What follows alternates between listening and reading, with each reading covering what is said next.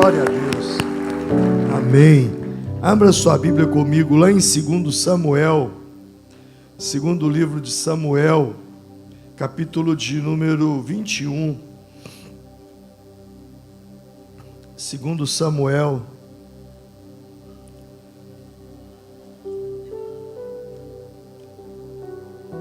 Samuel, capítulo 21.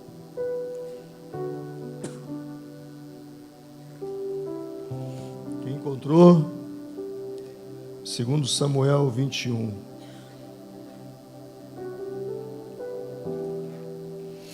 Esse texto, ele vai dizer assim, versículo 1. Durante o reinado de Davi, houve uma fome que durou 3 anos. E Davi consultou ao Senhor, que lhe disse: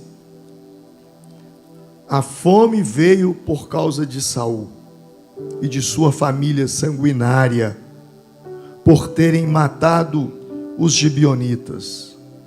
O rei então mandou chamar os gibeonitas e falou com eles. E os gibeonitas não eram de origem israelita, mas remanescente dos amorreus. Os israelitas tinham feito com eles um acordo sob juramento, mas Saul, em seu zelo por Israel e Judá, havia tentado exterminá-los. Davi perguntou aos gibeonitas: que posso fazer por vocês?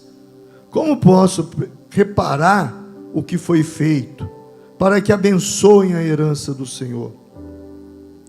Os gibeonitas responderam: não exigimos de Saul ou de sua família prata ou ouro, nem queremos matar ninguém em Israel. Davi perguntou: o que querem que eu faça por vocês? E eles responderam: quanto ao homem que quase nos exterminou e que pretendia destruir-nos, para que não tivéssemos lugar em Israel, que 7 descendentes dele sejam executados perante o Senhor em Gibeá de Saul, no monte do Senhor. Eu os entregarei a vocês, disse o rei Davi. O rei poupou Mefibosete, o filho de Jonatas, neto de Saul, por causa do juramento feito perante o Senhor entre Davi e Jonatas, filho de Saul. Mas o rei mandou buscar Armone e Mefibosete, os 2 filhos de que Rispa, filha de Aiá, tinha dado a Saul. Com eles também os 5 filhos de Merabe, filha de Saul, tinha dado a Adriel, filho de Barzilai, de Meolá. Ele os entregou os gibeonitas, que os executou no monte perante o Senhor. Os 7 foram mortos ao mesmo tempo, nos primeiros dias da colheita de cevada. Então Rispa, filha de Aiá, pegou um pano de saco e o estendeu para si sobre uma rocha, desde o início da colheita até cair chuva do céu sobre os corpos. Ela não deixou que as aves de rapina tocassem de dia, nem que os animais selvagens à noite. Quando Davi foi informado do que Rispa Rispa, filha de Aiá, concubina de Saul, havia feito, mandou recolher os ossos de Saul e de Jonatas, tomando-os dos cidadãos de Jabes de Gileade. Eles haviam roubado os ossos da praça de Bet-sean, onde os filisteus os tinham pendurado no dia em que mataram Saul no monte de Gilboa. Davi trouxe de lá os ossos de Saul e de seu filho Jonatas, recolhido entre os ossos dos que haviam sido executados. Então enterraram os ossos de Saul e de Jonatas no túmulo de Quis, pai de Saul de Zelá, na terra de Benjamim, e fizeram tudo o que o rei tinha ordenado. Depois disso, Deus respondeu às orações em favor da terra. Amém. Pai, eu quero te agradecer pela leitura da tua palavra e quero pedir ao teu Espírito Santo que me unja com graça, com poder, toque nas minhas pregas vocais, unja agora, Senhor, para que eu tenha voz para transmitir a tua palavra aos teus filhos nessa noite. Pai, eu te agradeço, porque eu sei que o Senhor falará conosco, em nome de Jesus, amém. Irmãos, a história é uma história triste, muito triste. A Bíblia diz que tão logo o rei Davi, ele assume o trono em Israel, passado pouco tempo, a palavra de Deus diz que veio uma fome que durou 3 anos, 3 anos de fome. E Davi consultou ao Senhor, falou: Deus, mas eu sou teu servo, eu tenho andado na sua presença, por que o Senhor está permitindo essas coisas acontecerem? E aí então o Senhor falou com Davi: é por causa de Saul e da sua casa sanguinária. Ele matou e tentou exterminar com os gibeonitas. O fato é que lá no livro de Josué, quando o povo hebreu saiu do Egito e entrou na terra prometida, os gibeonitas, que não eram israelitas, usaram de uma astúcia, enganaram Josué, e depois Josué fez um juramento que enquanto os hebreus estivessem entre os hebreus, mesmo não sendo judeus, eles seriam conservados pelos hebreus, pelos israelitas, pelos judeus. Só que nos dias de Saul quebrou esse voto e matou os gibeonitas, quase acabou com eles. E aí a mão de Deus veio sobre a nação. Uma fome se instalou. 3 anos de fome, de miséria. E Davi então consulta Deus e fala: Deus, por que o Senhor está permitindo isso? E Deus fala: por causa disso. E aí então Davi chamou os gibeonitas, pediu desculpa para eles e falou: o que eu faço para reparar? O que eu faço para consertar? E eles então responderam para Davi: nós não queremos dinheiro, nós não queremos ouro, nós não queremos prata. Sabe o que a gente quer? A gente quer que descendentes de Saul morra por causa dos nossos descendentes.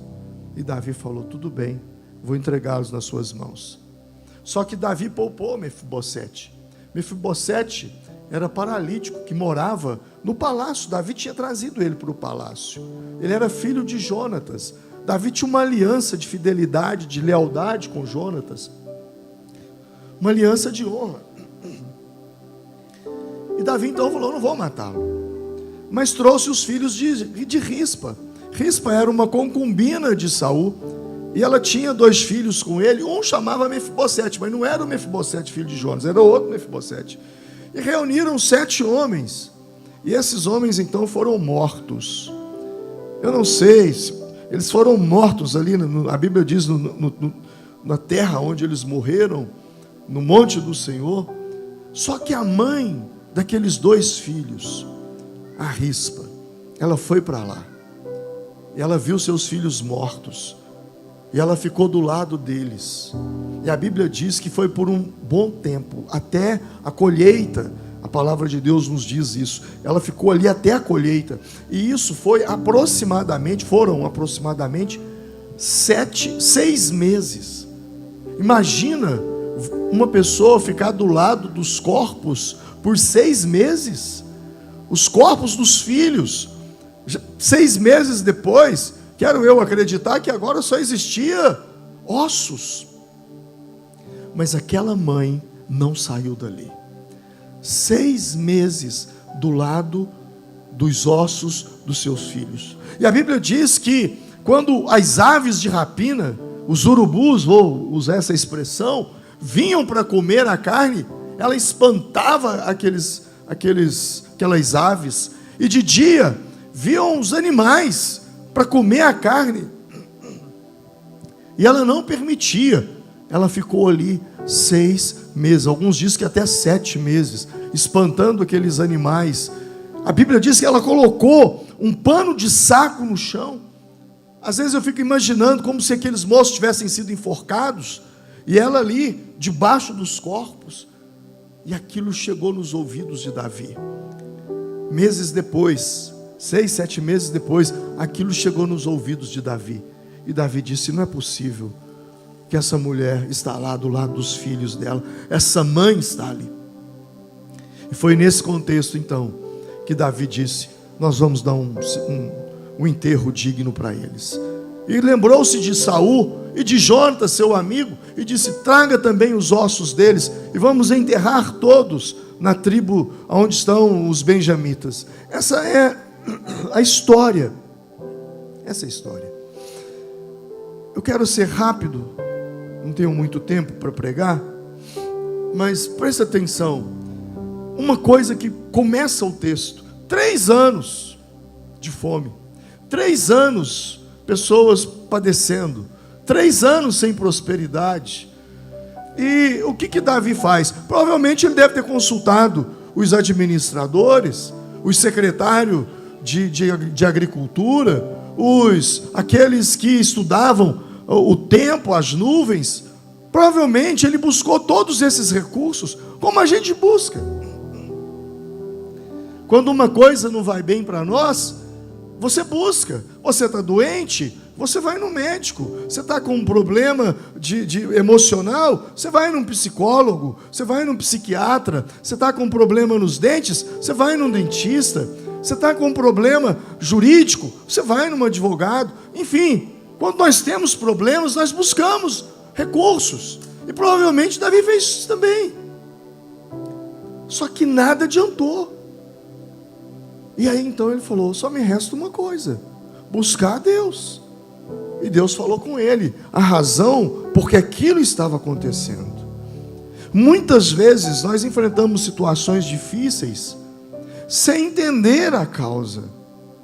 Porém é muito importante, é extremamente essencial que nós desenvolvamos uma sensibilidade espiritual para entender o porquê algumas portas se fecharam para nós, para entender o porquê coisas que estavam dadas como certas, do nada fechou-se as portas. Às vezes nós precisamos fazer como Davi fez, às vezes não, sempre. Se você não tem uma resposta física, humana, você precisa perguntar a Deus: por que isso está acontecendo na minha vida? O que está acontecendo?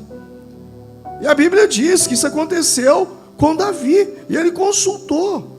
O erro não era de Davi, o erro era de Saul, mas Davi estava pagando por aquilo. E depois Rispa, que não tinha nada a ver, também pagou pelo erro de Saul.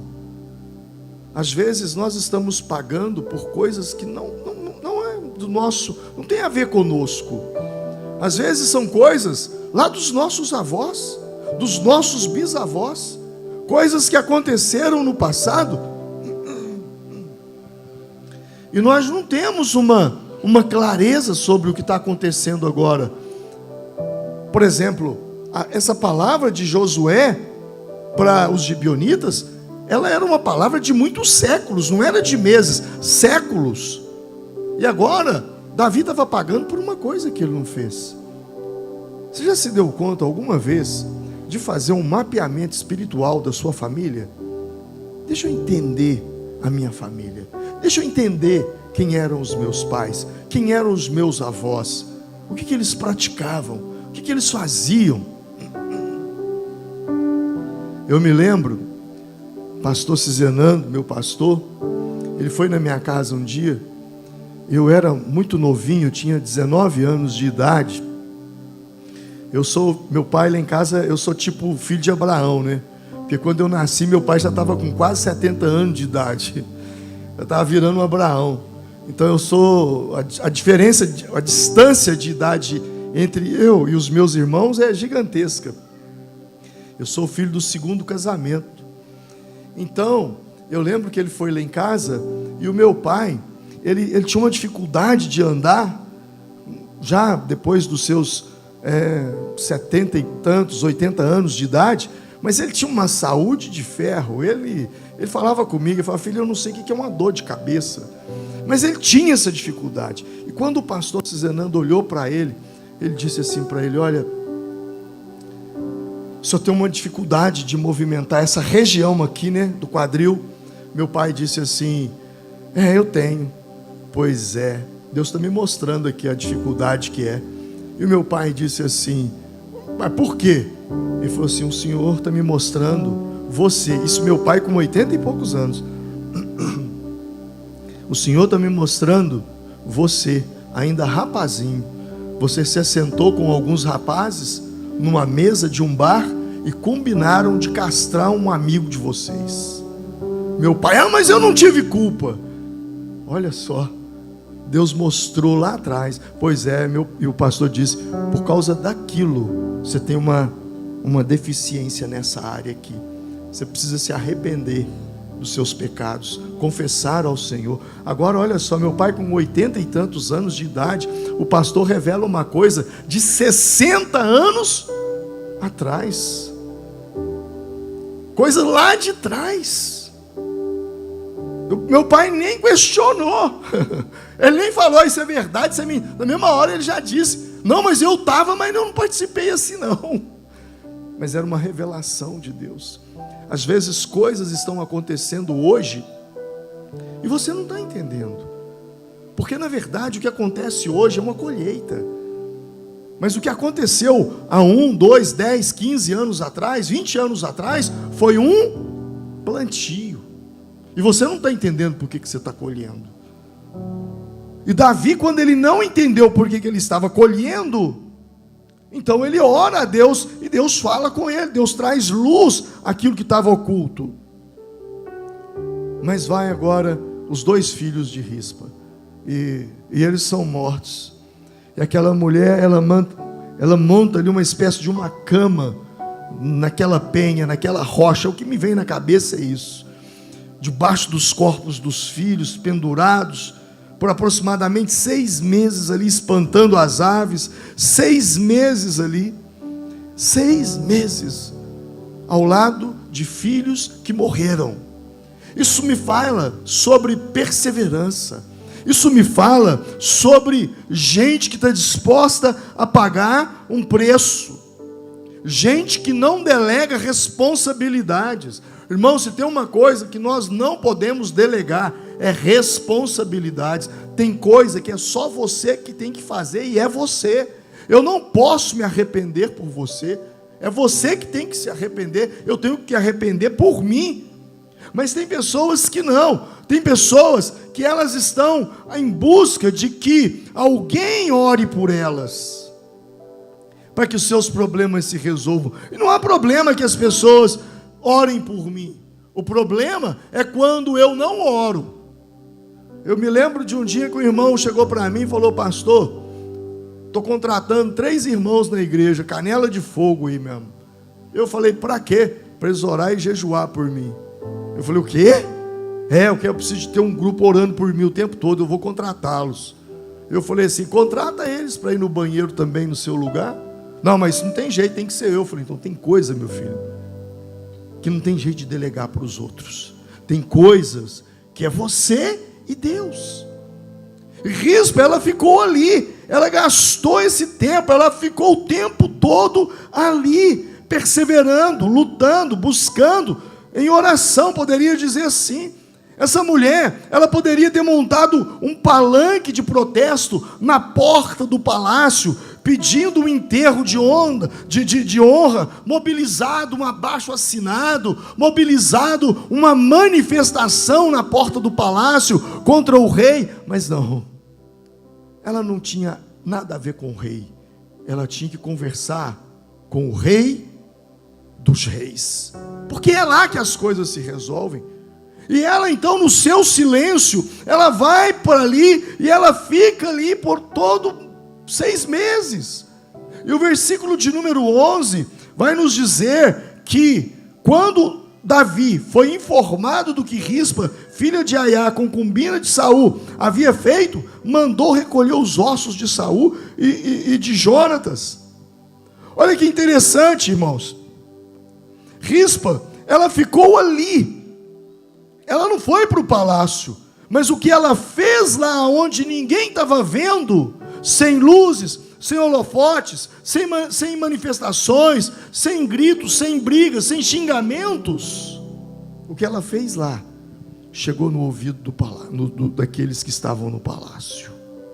E eu acredito que quando aquilo chegou nos ouvidos de Davi, ele deve ter passado uma vergonha tão grande. Ele falou: eu tenho que consertar isso.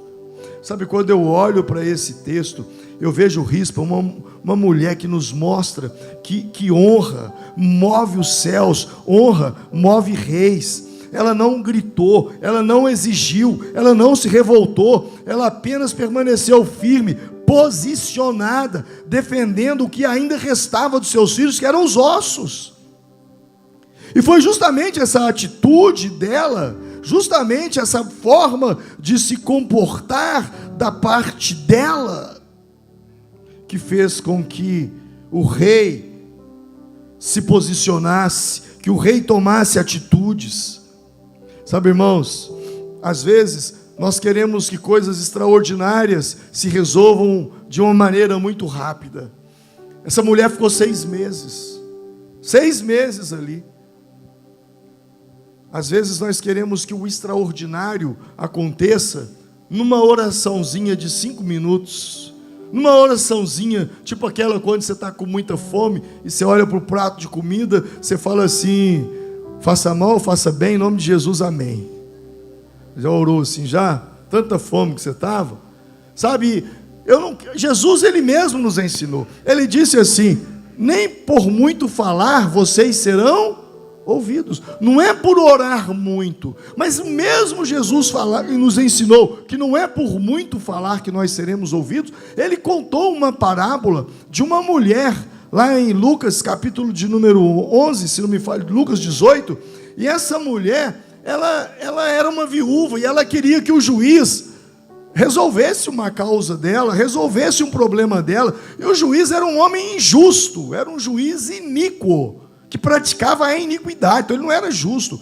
E esse juiz não dava a menor chance para ela, porque ela era viúva e ela era pobre, e o juiz, naqueles dias, lá, aquele juiz de Lucas 18, não posso falar isso sobre todos, mas esse que Jesus se refere, ele dava atenção para os políticos, para as pessoas que tinham um certo conceito da sociedade. Mas aquela mulher, ela clamava de dia e de noite, de manhã cedo, o juiz estava levantando para tomar café, ela estava lá: faz-me justiça, juiz, faz-me justiça. E ela falou tanto, gritou tanto no ouvido desse juiz, que um dia ele falou assim: eu vou te atender, mas não é porque você merece, não, porque eu não dou conta mais de escutar a sua voz aqui. E aí ele fez justiça a ela. Jesus fala: se o juiz, que é iníquo, ouviu o clamor daquela mulher, quanto mais o nosso Pai que está nos céus não ouvirá o clamor dos seus filhos. Jesus ali, ele está mostrando sobre a insistência, sobre a constância de permanecer constantemente buscando ao Senhor.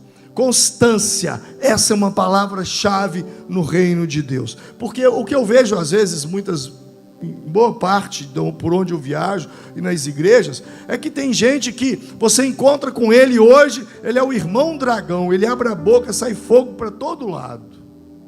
Aí passa um tempo, desculpe meus irmãos Raimundos, mas é o irmão Raimundo, pé na igreja e outro no mundo. A vida dele espiritual é assim, ó, é uma montanha russa. Sabe, não é sobre estar muito lá em cima, mas nem muito lá embaixo, mas é sobre uma constância. Constância. É isso que vai te fazer romper, crescer no reino espiritual. Mas afinal de contas, o que aquela mãe queria? Se já tinha 6 meses que os seus filhos estavam mortos, o que ela queria? Ela buscava uma coisa: honra. Diga comigo: honra. Os filhos dela já estavam mortos há meses. Mas quando os corpos, eles eram violados por animais, por aves, isso era uma desonra muito grande. Onde é que está o corpo de fulano? Os animais comeram. Você viu há pouco tempo atrás, não sei se foi no Mato Grosso, uma onça que comeu um homem, e agora eles encontrando nas fezes da onça, cabelo, parte de corpo humano. Para você pensar, o enterrar era uma questão de dignidade, o deixar as aves comer não era uma questão de honra, era uma desonra, mas era uma grande desonra. E essa mulher, ela foi para ali só para uma coisa: honra os meus filhos, ainda que mortos, ainda que apotrefados, ainda que só tenham os ossos, eu quero o enterro digno, o enterro de honra.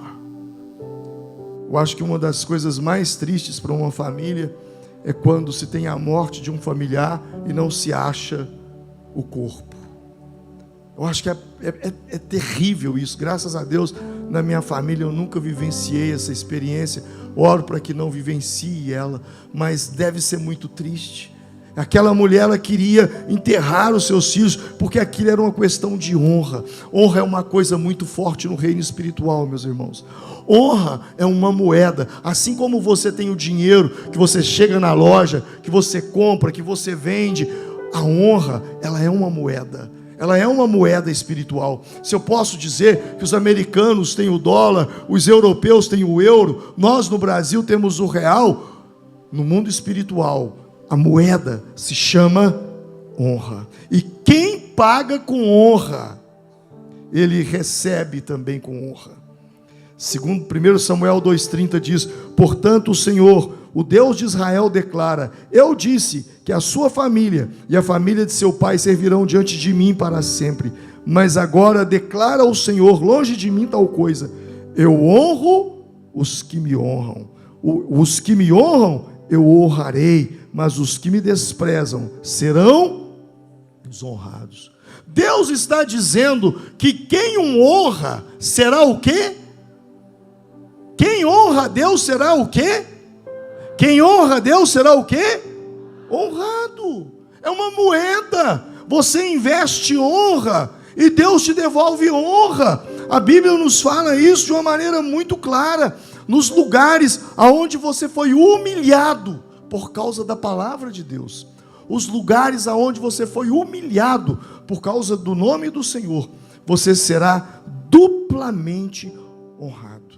A Bíblia diz: em lugar de vergonha terão dupla honra. Você quer receber dupla honra na sua vida? Levante sua mão. Você quer receber dupla honra nos lugares em que você foi humilhado pelas pessoas por causa do nome do Senhor, pela humilhação que você tem passado? Diga: eu recebo dupla honra. Amém.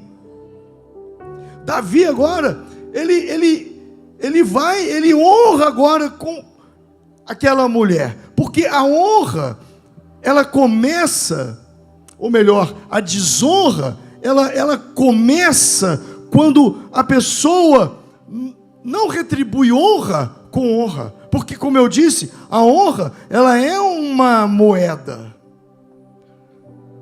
e honra, ela começa, sabe na onde? Na ausência, porque honrar alguém na presença dele é muito fácil. Concorda comigo? Honrar alguém na presença é muito fácil, mas a verdadeira honra se prova quando a pessoa não está presente. Fulano não está aqui e estão falando tudo de ruim contra ele. Ele não está aqui para se defender, mas se eu o honro, eu me levanto. Porque a verdadeira honra, elogiar as pessoas na frente das pessoas, isso é muito fácil. Elogiar quando está todo mundo te aplaudindo: ô fulano, parabéns pastor, seu aniversário, não sei o quê, isso é muito fácil. E você já até entra no bonde, né? Dos elogios, dos aplausos.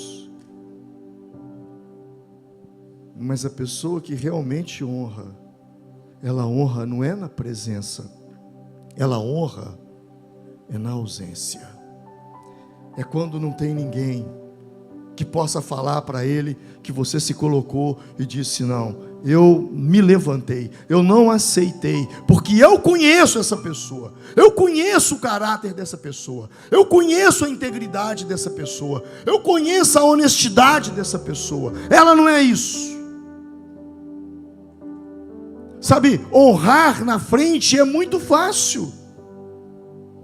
Você me honra quando mesmo eu não estando lá, você cuida do meu nome, você protege a minha dignidade. E aí eu não estou falando de mim, eu não estou falando de mim, eu estou falando de quantas pessoas que você ama, que você gosta, gente que você admira, mas entrou aqui e você simplesmente ficou calado, não falou nada. Sabe quem que é esse tipo de gente? É o irmão gato. Você conhece o irmão gato? Vocês já ouviram falar que quando um ladrão entra numa casa, cachorro morre? Quem já ouviu falar que o ladrão matou o cachorro? Quem já ouviu? Ninguém? Eu já ouvia. Você entra na televisão lá, você vai ver. Bandidos assaltaram, mataram o cachorro. Até a polícia, que tem o cão deles lá, quando vai atrás dos bandidos, ele toma um tiro. Tem todo até um funeral para aquele cachorro, que é uma questão de honra. Agora a pergunta que eu te faço: você já ouviu falar que o gato pulou na frente do ladrão para defender a casa? Quem já ouviu falar? O gato, meu filho, ele fica lá do jeito que ele está, ele só olha e fala: eu não tenho nada com isso. É o cachorro fulano que guarda isso aí. Então é o irmão gato, né? Ele simplesmente ele fica na dele ali. Às vezes é a sua esposa, às vezes é o seu filho, às vezes é o seu pai, às vezes é o seu patrão, que alguém está ali denegrindo, falando mal, agredindo, criticando, falando inverdades, porque você sabe que aquilo não é uma verdade, e você simplesmente fica quieto.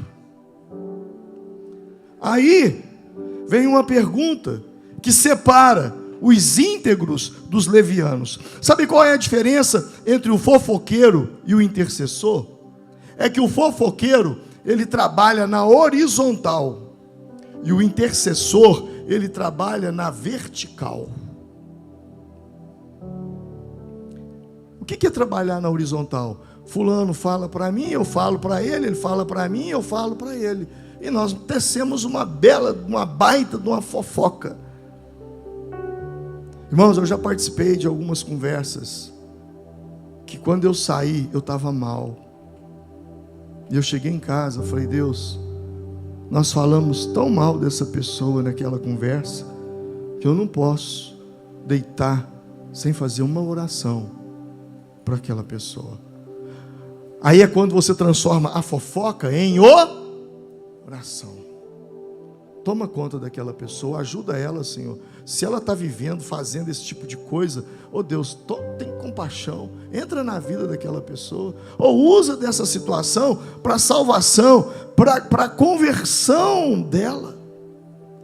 Sabe, a honra, ela é um princípio. E quando você quebra um princípio, o princípio te quebra. Eu vou repetir: honra é um princípio. E quando você quebra o princípio te quebra. Provérbios capítulo 3, versículo 9, diz: honre ao Senhor com todos os seus bens e com as primícias de todas as tuas plantações. Olha o que o texto está dizendo: honra o Senhor. Honra o Senhor com todos os teus bens. O texto não está dizendo: dê ao Senhor todos os seus bens. O texto não está dizendo isso. O texto está dizendo: honre ao Senhor. E existe uma diferença entre dar e honrar. Honrar é dar algo diferenciado a alguém. Quando eu dou a alguém, ou quando eu faço algo por alguém, que eu faço por todo mundo, isso está falando sobre mim. Eu vou repetir: quando eu dou algo para alguém, quando eu faço algo para alguém, e esse algo que eu faço, ou esse algo que eu dou para alguém, a mesma coisa que eu fiz com ele ou com ela, eu faço com todo mundo, isso está falando sobre mim.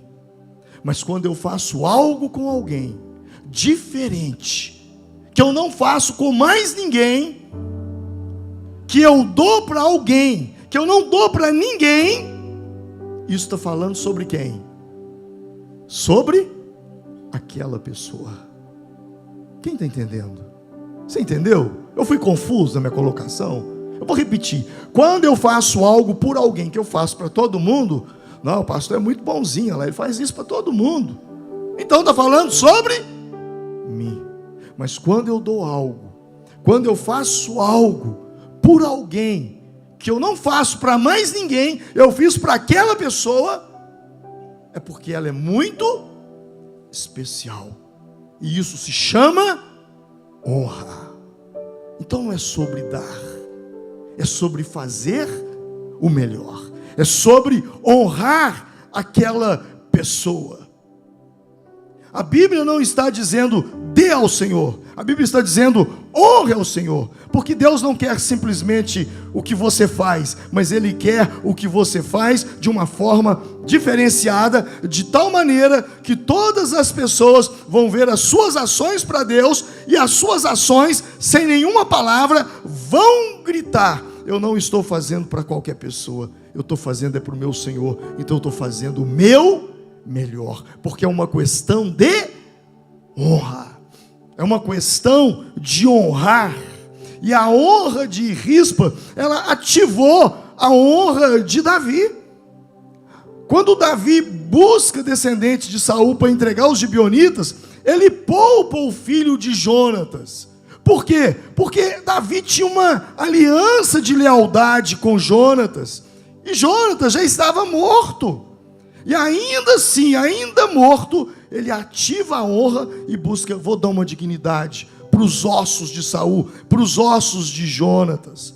Davi, ele preservou a honra por meio da fidelidade e por meio da lealdade. E esses dois princípios, preste atenção, de um lado existe a honra, do outro lado existe a traição. A traição é o oposto da honra, porque toda pessoa que é traída, ela é desonrada. E entre a honra e a desonra, ou entre a honra e a traição, existem dois princípios que não podem ser quebrados. E quando eles são quebrados, a pessoa está caminhando a passos largos para uma traição, para uma desonra. E sabe quais são esses princípios? Fidelidade. Gente que você convive, de gente que está fazendo a coisa certa, mesmo que você não conheça, mas é gente íntegra, é gente que é sim, sim, não, não. Outro dia eu fui conversar com uma pessoa, eu falei com ela: olha nos meus olhos, a minha palavra, ela não tem curva.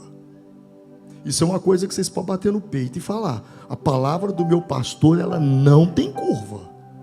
Se é, se não é, não é. Pau que dá em Chico, dá em Francisco. Eu não sou homem de mentira. Um homem não chega aonde eu cheguei nessa cidade se eu fosse um homem que costurasse as minhas coisas com a agulha e a linha da mentira. Às vezes sou até mal incompreendido, às vezes alguns até nem gostam de mim, mas uma coisa eu vou morrer com ela: a minha palavra não faz curva. Se é aqui, é aqui. Esses dias aconteceu uma situação comigo e a pessoa virou e falou assim: pastor, devolve. Eu falei: mas eu já paguei. E a pessoa falou assim: mas devolve. Eu pensei comigo, lembrei do meu pai, um homem que deu a palavra, ele tem que manter a palavra. A Bíblia diz que ainda que jure, mas ainda que com dano, se ele jurou, ele tem que permanecer. Se eu peguei na sua mão e apertei e falei: está feito, está feito. Eu digo para os legendários aqui, ó, vocês não vão ouvir muita promessinha da minha boca, não, porque eu não sou esse tipo de homem bajulador que fica jogando confete. Porque se eu fosse, eu estava rodeado de um monte de gente. Mas vocês podem ter certeza, A minha palavra não tem curva. Quando ela vai, ela não volta, ela só vai. Ela só vai. E digo para qualquer líder, para qualquer obreiro que convive comigo, Marquinhos convive comigo há quantos anos? Tem curva? É reta. É reta. Peguei na sua mão, te falei que vai acontecer, vai acontecer. Se não acontecer, porque talvez não estava ao meu alcance, eu não sabia. Vai tomar prejuízo? Vou tomar. Mas eu dei minha palavra. E se eu dei minha palavra tem que ser cumprida. Ainda que doa. Mas eu digo para vocês, o prejuízo me dói menos do que ter que fazer uma palavra que tem curva. Isso não é comigo. Não faz parte do meu caráter. Não faz parte do homem que eu me tornei. Quando eu era do mundo, tudo bem. Mas hoje não. A palavra, ela tem que ser reta. E fidelidade e lealdade são dois princípios. São dois princípios. Que quando você os quebra, você está partindo para o caminho da desonra, da traição. Eu faço uma pergunta. Quem mais trai? O homem ou a mulher? Ih, pastor, você jogou lenha na fogueira. Quem trai mais? O homem ou a mulher? Duas palavras são chave para nós entendermos o que é traição: fidelidade e o que? Lealdade. Quando um homem se deita com outra mulher, ele está sendo infiel.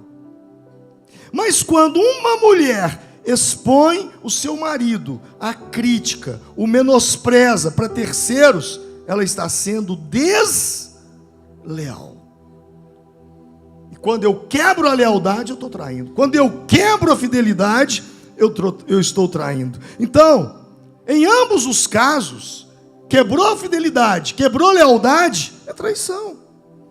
Então, homens traem mais, quebrando a fidelidade. E mulheres traem mais, quebrando a lealdade. Essa diferença na forma de trair revela, na verdade, necessidades emocionais distintas entre homens e mulheres. Em uma linguagem assim, bem simples, a mulher, ela precisa sentir-se amada. E o homem precisa sentir-se honrado, admirado. Que é um casamento top das galáxias, a mulher se sente extremamente amada. E o homem, ele se sente extremamente admirado. A mulher precisa ouvir que ela é amada. E o homem precisa ouvir uma frase assim: eu admiro você. Como eu admiro você, meu marido. E o marido precisa fazer ouvir, a esposa ouvir: como eu amo você. Como você está linda. É assim que funciona. É uma linguagem simples. Enquanto ela precisa de palavras que aquecem o coração, ele precisa de palavras que levantem a cabeça. Homens florescem quando são respeitados. Mulheres florescem quando são amadas. Para você entender como o casamento funciona, você precisa entender aquilo que é mais importante para o homem e aquilo que é mais importante para a mulher. Sabe qual é o ponto fraco de um homem que a Bíblia fala? Não se sentir honrado, não se sentir respeitado, principalmente quando a esposa o desrespeita na frente dos seus amigos. Provérbios 12 vai falar que isso é como uma podridão. A mulher virtuosa é a coroa do marido, mas a que traz vergonha é o quê? Como os ossos que apodrecem. Quando a mulher passa uma vergonha no homem, ele se sente como que os ossos que apodrecem. Então, quando eu digo esse contexto, dessa situação, né, que o homem ele precisa ser honrado, qual é o ponto fraco da mulher? Não se sentir amada, não se sentir segura. O que a maioria das mulheres buscam no homem não é beleza, E está provado isso aí. Você já viu cada mulher bonita com os caras que você fala, mano, não pode. Não pode. O que está acontecendo? Aí um vira para mim e fala, não, pastor, é porque ele é um homem de muita oração. Na verdade, a mulher não está em busca de beleza. A mulher está em busca de segurança. Elas não estão em busca de meninos, moleques, mas de homens. Homens que provêem. Homens que provêem segurança. E não é só segurança financeira, material, não. Segurança sentimental. Segurança emocional, se assim eu posso dizer. Segurança financeira, segurança familiar, segurança espiritual. Quando isso não acontece, surge um problema chamado causa-efeito. Porque quanto mais o homem não demonstra amor, não demonstra segurança para sua mulher, segurança emocional, segurança sentimental, mais a mulher o desrespeita e o desonra. E quanto mais ele se sente desonrado, mais ele faz ela se sentir insegura. E quanto mais ela se sente insegura, mais ela o desonra. E quanto mais... É um ciclo, causa-efeito, causa-efeito, causa-efeito. E Paulo, ele dá um conselho para os maridos. Ele diz assim: maridos, amem as suas esposas, assim como Cristo amou a igreja e se entregou por ela. E Paulo disse para a esposa, mulheres, se submetam ou sujeitem-se, não é outra palavra, vai usar a palavra submissão aos seus maridos, como ao Senhor. Agora preste atenção. O homem, o que ele tem que fazer com a mulher? Amar. E a mulher, o que ela faz com o homem? Se submete. Aprenda isso. Amar a esposa é uma semeadura. E uma esposa submissa é uma colheita. Agora, o problema é que tem muito homem querendo colher sem ter plantado. Aí vai dar errado. Aí não dá. Aí não vai dar certo. E quando eu falo dessa questão de submissão, deixa eu consertar uma interpretação errada que as pessoas têm. Porque submissão não é subserviência. Ser submissa não é ser uma obediência cega, uma obediência passiva, uma perda da identidade. Não. É submissão. É ajudar alguém a concluir a sua missão. Deixa eu te fazer uma pergunta. Qual é a missão da sua casa? Qual é a missão? Sua casa tem uma missão? Não, não tem, pastor. Mas como assim não tem? Ou então vocês estão vivendo aquela música de pagode lá, ou deixa a vida me levar, ou vida leva eu. A sua casa precisa ter uma missão. Eu te garanto que tinha. Lembra quando vocês namoravam? E vocês se assentavam numa pizzaria, numa lanchonete, e aí vocês começavam a conversar e falavam, não, quando a gente se casar, nós vamos ter uma casa assim, assim, assim. Nós vamos ter tantos filhos. Nós vamos fazer isso, isso e aquilo. O que era isso que a gente desenhava no namoro? O quê? O quê? A missão. Só que depois que casa, para de falar. Aí só conversa pepino, né? Para não falar abacaxi. Submissão não é estar debaixo. Submissão é estar ao lado. Porque foi esse o propósito da criação. Quando Deus criou a mulher, o Senhor Deus declarou: não é bom que o homem esteja só. Farei para ele o que? Uma ajudadora. Deus deu uma missão para o homem e chamou o homem e disse: você não vai conseguir sozinho, eu vou precisar criar uma mulher, e você e essa mulher, vocês conseguirão executar o que eu tenho para você. Por isso deixará o homem seu pai, sua mãe, e unir-se à sua mulher, e ambos serão uma só carne. Por quê? Porque ambos têm uma missão.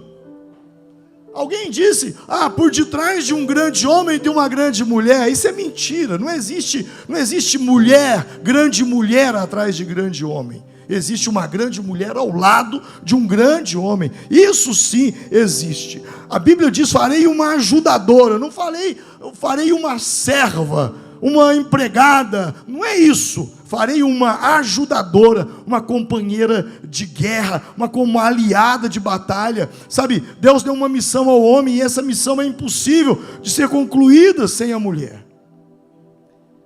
A Bíblia diz que Deus fez Adão dormir um sono. E aí então ele tirou da costela de Adão, e da costela ele fez a mulher. Da costela ele fez a mulher. Deus poderia ter feito a mulher dos pés de Adão, faz uma cosquinha no pé dele lá e tirava e fazia Eva, mas ele não fez a mulher dos pés. Sabe por quê? Para que a mulher não fosse pisada pelo homem. Poderia ter feito a mulher da cabeça, mas não fez. Sabe por quê? Para que a mulher não estivesse sobre o homem, pisando no homem. Deus fez da costela, e a costela é onde? Do lado. É o lugar da mulher, do lado. Debaixo do braço é a costela. Por que debaixo do braço? Para ser o quê? Protegida. Do lado do coração. Para quê? Para ser amada. Você anotou isso aí, varão? Você está perdendo uma chance de você falar isso para ela hoje. Meu amor, quando Deus fez o homem, Ele tirou da costela do homem a mulher. E quando eu olho para você, meu amor, olhe para mim, meu amor. Eu olho para você e eu falo, meu Deus, se o Senhor tirou essa mulher da minha costela, já imaginou se fosse do lombo? Uau, da picanha. Ganhei a noite, hein? Ou não. Eu vou caminhar para o fim, gente.